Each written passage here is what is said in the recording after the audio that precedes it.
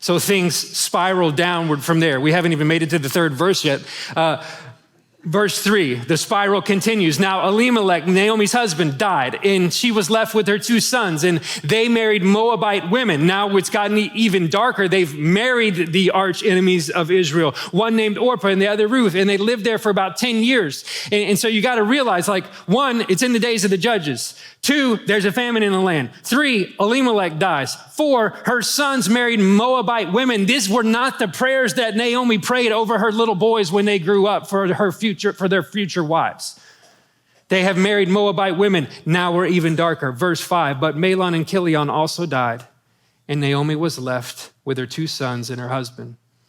So in verse 6, after enormous pain and tragedy and loss in the opening 5 verses, verse 6 is our first glimmer of hope. And that becomes one of the themes of the book of Ruth, that there is hope in the darkest of nights. Look at verse 6. It says, when Naomi heard in Moab that the Lord had come to the aid of his people by providing food for them, the Lord will provide, she and her daughters-in-law prepared to return home from there. So Naomi and her 2 daughters-in-law begin the journey home. Naomi has lost her husband. These 2 women have lost their husbands. So they begin to journey back home because they've heard there's bread back in the house of bread. And as they begin their journey, Naomi at one point stops and she says, girls, you don't want to come with me.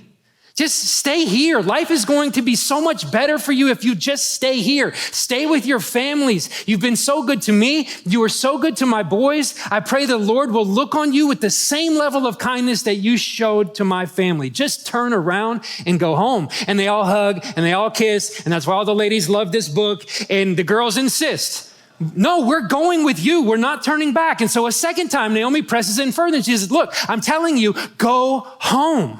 I have nothing left to offer you. I'm too old to remarry. And even if I got married today and had a son tonight, would you guys wait around for that boy to grow up before you married again? There is no hope for me. But if you go home, there's still hope for you. Go home. And Orpah turned and went home. But it says that Ruth clung to Naomi. That word that Ruth clung to Naomi is like to hold on for dear life. And I have all of my kids actually are terrified of dogs. And so whenever I think about that word, I think about that term, like if I get real tired of holding them, I'll just walk on the side of the road where there's a dog and then I just let my hands free and they'll hold on. And they could do that for 5 minutes, 10 minutes. It is a death grip on my shirt. They are clinging to me. And Ruth, it says that she clung to Naomi. And one last time, Naomi presses in, look, just follow your sister. She's already turned back. And Ruth says this, one of the most important verses in the whole book. Underline it if you have your copy of scripture.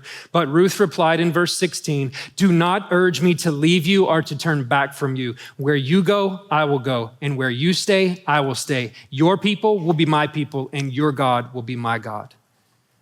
And so Naomi and Ruth, we have a map of this journey, by the way, I want you to see. So this is the first journey over here in Bethlehem. You see they would have gone up around the Dead Sea down to Moab. And so now they make the trek from Moab up around the Dead Sea back to Bethlehem. It's Naomi and it's Ruth. And when they arrive in Bethlehem, the scripture says that the town is stirred, that people are whispering, does that kind of look like Naomi to you?